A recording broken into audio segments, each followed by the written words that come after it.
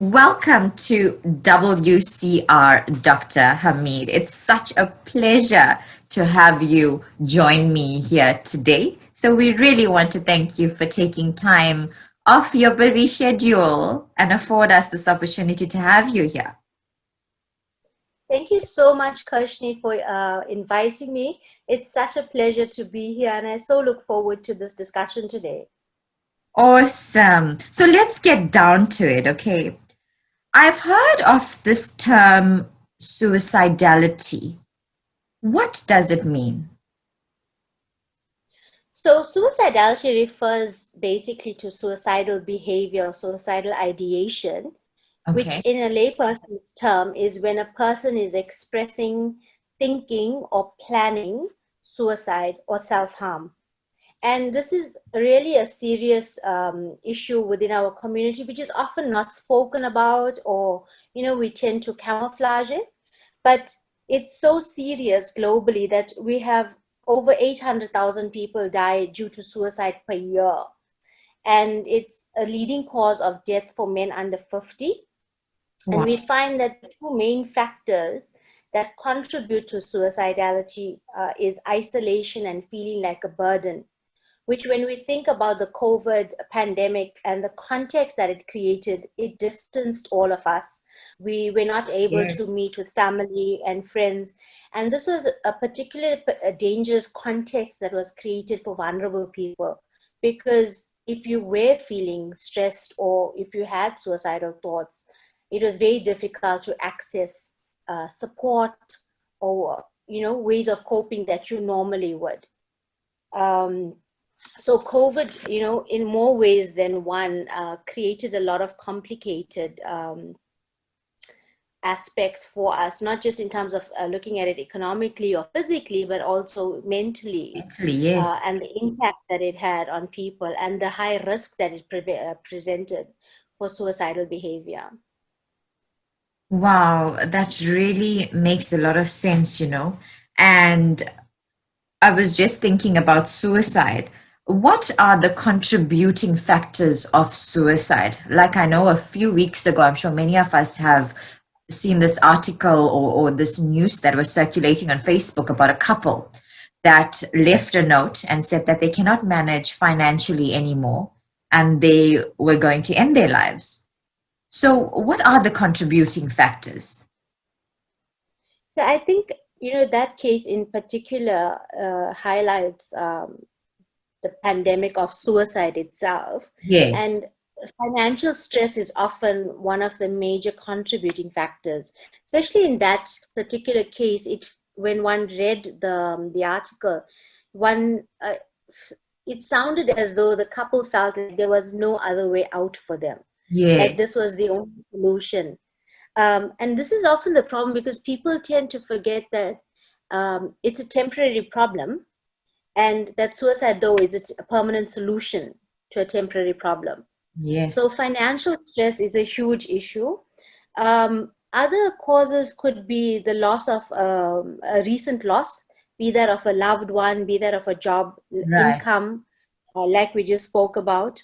Um, it could be like a serious or major disappointment, like, with our teenagers with regards to academics and failing exams.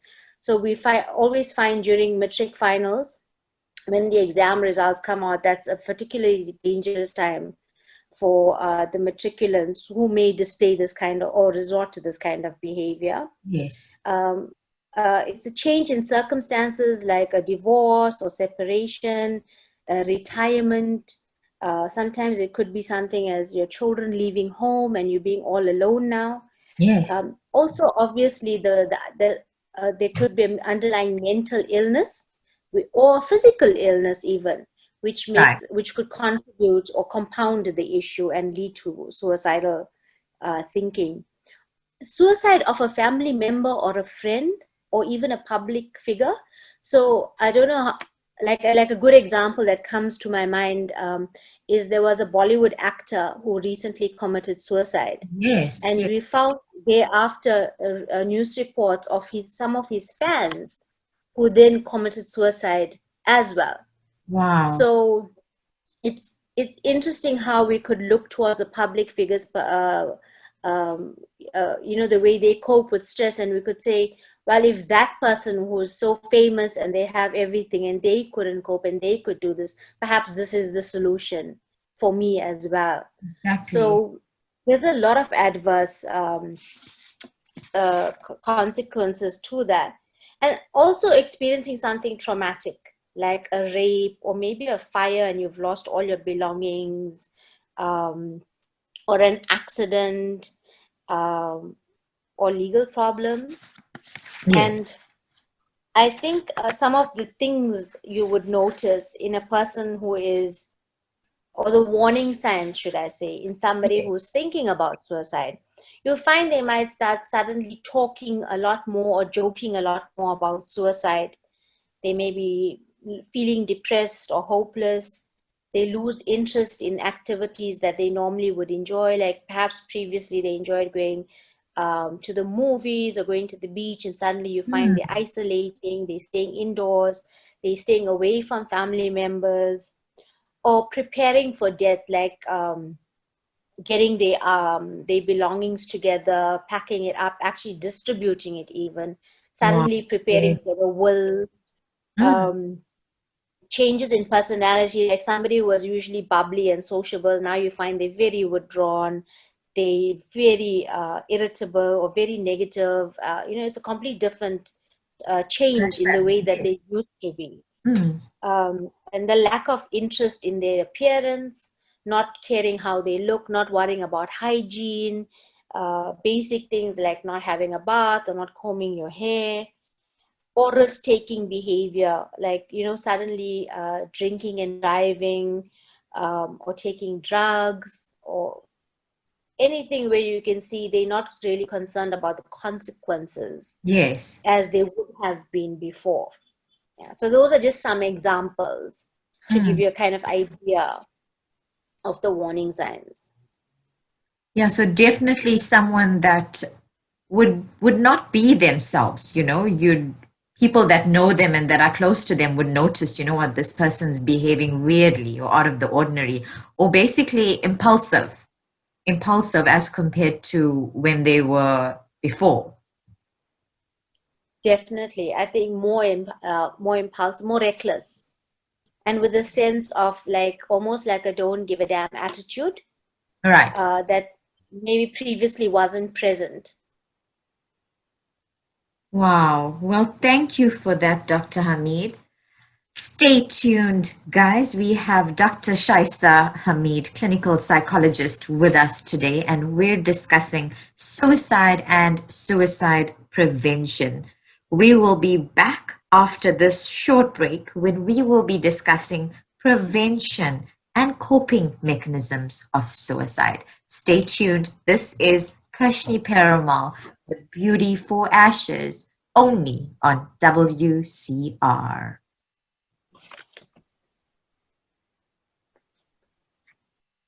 Welcome back, guys. So, with me today, I have Dr. Shaista Hamid. And if you have missed the first half of our interview, do catch the repeat tomorrow morning between 8 and 9 p.m. on www.wcradio.co.za.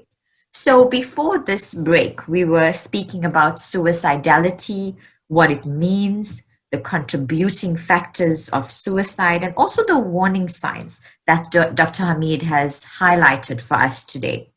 So, Dr. Hamid, let's speak about prevention. How can one prevent suicide? Let's say I'm feeling suicidal. What should I do? What are my coping mechanisms? I think the first thing is to try to remember that you are not alone, Right. that sometimes you can really feel lost and alone and isolated whilst experiencing some really harsh um, feelings, and to understand that this is something most of us will go through in life. It's not Yes. isolated to you in particular. So to kind of normalize it in that way and to seek support, whether you go and speak to a relative, whether it's a friend, ideally, also go to a professional, whether you go to your pastor or your spiritual advisor, but speak about it. Speak to somebody that you trust. Don't keep it Yes. bottled up within yourself. And the mind is a dangerous neighborhood, so don't go there alone. Make sure you have somebody who can also reason with you, because we get so caught up when we think about suicide. Most often we are depressed, quite severely depressed at that point. And Right. at that point, everything you see and perceive is going to be the worst case scenario and something very negative. Yes. But when you're speaking to somebody, they can help you see that things are not as bad as you're thinking it is to be at that point. So having somebody give you that alternate view, balancing it, giving you support, listening to you is vitally important. The second step is to be kind to yourself. You're only human, mistakes happen, life gets hard. It gets better when you stop judging yourself and others and you get some help. Remember to do things that will keep your mind busy. So always be active, Yes. because the more active and the busier you are, whether that's doing exercise or sports or being with friends, the less time you have to sit and ruminate over these negative thoughts. You can even keep a journal to get your feelings and thoughts out in a safe way, that this is only you have access to it, but it's venting. You're not keeping it in you and letting this bottle up to the point where it'll eventually burst. And I think turning towards religion, towards God, and towards spirituality is an important factor, because Mm. that grounds us and it also reminds us that we are not alone. Even Yes. if you physically may not have somebody there with you, the sense that God is always there for you. He is Yes. always listening to you. In your darkest hour, He is your light. And that faith can often um, give you the strength that you need, the fortitude that you need. Yes. So turning towards God is vitally important as well. And also at that point, you feel so alone, but you Yes. remind yourself that God would not have forsaken you, Exactly. because God does not do that to anybody. And you are loved by Him. And to use that to give you the strength that you need to seek the kind of help that you may need. So I Wow. think those are like the coping factors. Most definitely. And, speaking from experience, when I was in a dark place many a times, and I remember prayer worked wonders. Just taking time and speaking to God and saying exactly how you feel. Because, I mean, maybe some people don't have anybody that they can speak to. So, prayer, praying about your situation, knowing that you're not alone in this, and you'll definitely get an answer from God. And I've seen this happen in my own life when prayer works. Prayer is the answer to Yeah. many of our problems today. Yeah, I think that's so true. And also to remind yourself that, God will respond. He is hearing Yes. you. He will Yes. respond, but in His time. So don't rush the process. Exactly. Keep turning to Him. But like, we can't like say a prayer now and say, oh, in 5 minutes time, the situation hasn't changed. I give up. Yes. Your faith is what has to maintain you. Exactly. And it's that faith that will drive you through this and get you through this. And to remember that God's house is never dark, it's never closed, His door is never closed to us. He's always listening. He's always got His guardian angels watching us. So even as you said, if somebody is not there physically, like a relative or a friend, God is always there. Exactly. Wow, that's beautiful. So let's say, Shaista, I'm out and about and I meet somebody, or even if it's a close friend or a relative, and they confide in me that, you know what, they've had it with life and they want to end their lives.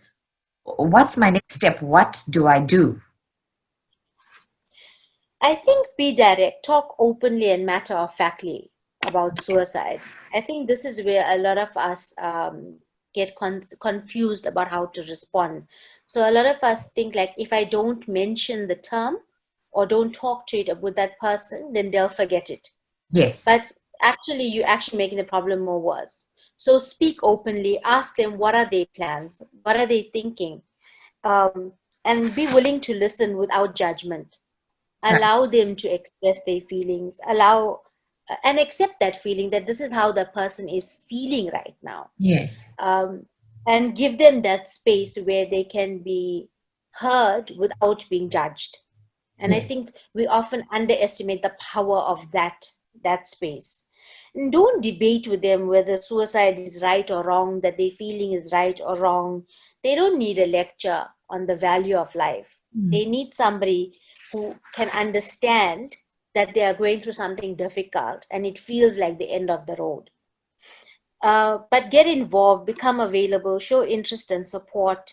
Don't dare the person to do Right. it. You know, sometimes Definitely. people like think, oh, the person is just doing it for attention. They don't mean it. And, you know, we may say something irrational and say, oh, I dare you. No, Exactly. don't do that. Don't act shocked because that will put a distance between you and that person. They're going to feel less likely to trust you and to confide in you.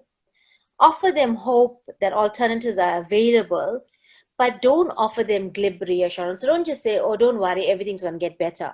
Yeah. Say, you know, yes, I understand things seem very difficult. Can we sit and talk about ways in which, or plan of action that we can generate to Exactly. help things to get better? um, and don't leave them alone. Get help from people who specialize in crisis intervention and suicide prevention, like psychologists, social workers. If it's actually necessary and the person is like very serious and they have a clear intent of their plan, get the police involved and have Okay. them taken to hospital. People at that point often shy away and they feel, oh, but that's such a drastic step. Mm. But isn't you rather that drastic step and the person be alive, then you not take any step and the person lose their life. Definitely. Um, and finally, take action in the sense of remove things like guns or sharp objects, or if you see that there's a lot of medication, Mm. remove that. If they have family, inform the family. This is what the person is going through. This is what they are feeling. This is what they are saying. It's not attention seeking, it's a cry for help. Please keep an eye on the person. Please try and get professional intervention. I think those are your main ways Most and your definitely. best ways of getting involved. Yes, that's a lot that we can take out from there. So, contact details now. Do you have contact details and organizations that we can contact with regards to suicide and suicide prevention?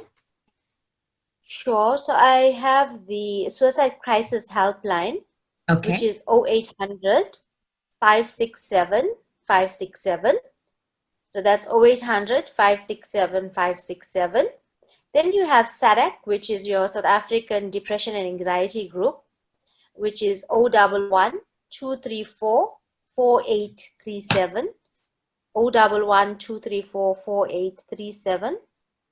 And then there is also a Destiny helpline, which is 0800 414 243. So any one of these numbers, or else go to your nearest clinic or your nearest hospital and seek professional assistance there. Okay, that's perfect. And for those of you that have missed those numbers, there will be a repeat of this show tomorrow morning between 8 and 9. And we also have all of the interviews on YouTube. And that channel is Warehouse Christian Radio _TV. So thank you, Shai. We really loved having you here today. It was such a pleasure hosting you. And we look forward to seeing more of you on the show. Thank you so much. It's actually such a wonderful experience, and I wish you all the very best going forward with this talk show. Thank you so much. You take care. Bye bye. Bye.